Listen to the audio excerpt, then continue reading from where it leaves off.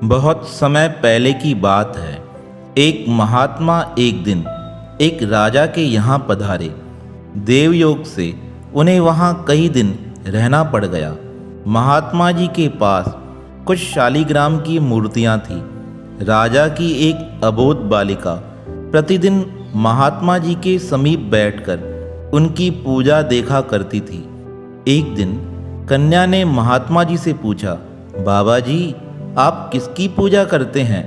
महात्मा जी ने कन्या को अबोध समझकर हंसी हंसी में उससे कह दिया, हम सिल पिल्लई भगवान की पूजा करते हैं। कन्या ने पूछा, बाबा जी, सिल पिल्लई भगवान की पूजा करने से क्या लाभ है?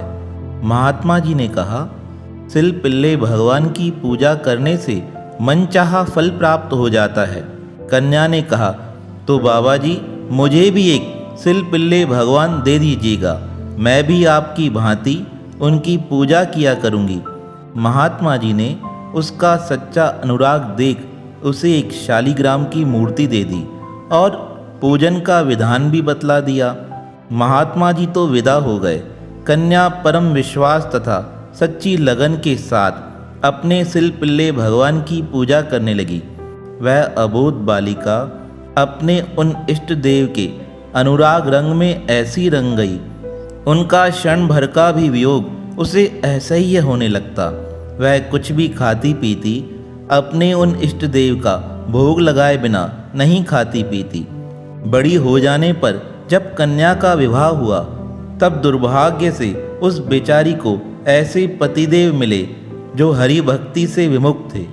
वह कन्या अपने ससुराल जाते समय भगवान सिल पिल्लई को अपने साथ ले गई। एक दिन उसके पतिदेव ने पूजा करते समय उससे पूछा, तू किसकी पूजा करती है? उसने कहा, मैं सारी मनोवांछा पूर्ण करने वाले सिल पिल्लई भगवान की पूजा करती हूँ। पतिदेव ने कहा, यह कौन से नाटक कर रही है? यह कहकर उस मूर्ति को उठा लिया और बोले, इसे नदी में डाल दूंगा। कन्या ने बहुत विनय की, कहा, स्वामी, ऐसा न कीजिए। किंतु उस कन्या का पति तो बड़ा दुष्ट था। वह उसकी बात कहाँ मानने वाला था। वह बेचारी साथ साथ रोती चली गई।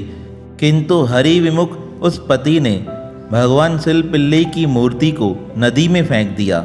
वह कन्या उसी समय भगवान सिल पिल्लई के विरह में दीवानी हो गई। उसे अपने इष्ट देव के बिना सारा संसार शून्य दिखने लगा। उसका खाना पीना सोना सब भूल गया।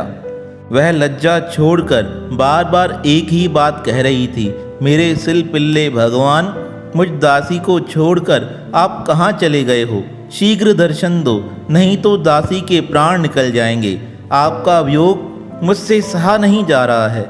दया कीजिए, जल्दी मुझसे मिल जाइए। अपने भगवान के वियोग को सहन न करने के कारण वह कन्या भी नदी में डूबने को तैयार हो गई। लोगों ने उसे बहुत समझाया, किंतु वह मानने को तैयार नहीं हुई। वह पागल सी बनी नदी के किनारे पहुंच गई। उसने बड़े ऊंचे स्वर से पुकारा, मेरे प्राण प्यारे सिल पिल्लई भगवान, शीघ्र बाहर आकर मुझे दर्शन दो, नहीं तो मैं इस नदी में कूदकर आपके साथ मिलने का प्रयास करती हूँ। इस करुण पुकार के साथ एक अद्भुत चमत्कार हुआ। अंदर से आवाज आई, चिंता न करो, मैं वापस आ रहा हूँ। इस प्रकार जो नदी में शालिग्राम की मूर्ति फेंकी गई थी वह अचानक उड़कर भक्त की गोद में आ गई। जब वह कन्या उठकर उस मूर्ति को हृदय से लगाने लगी तब उस मूर्ति के अंदर से चतुर्भुज रूप में भगवान साक्षात प्रकट हो गए, जिनके दिव्य तेज से अन्य दर्शकों की आंखें बंद हो गई। इतने में एक प्रकाशमान गरुड़ ध्वज विमान आया।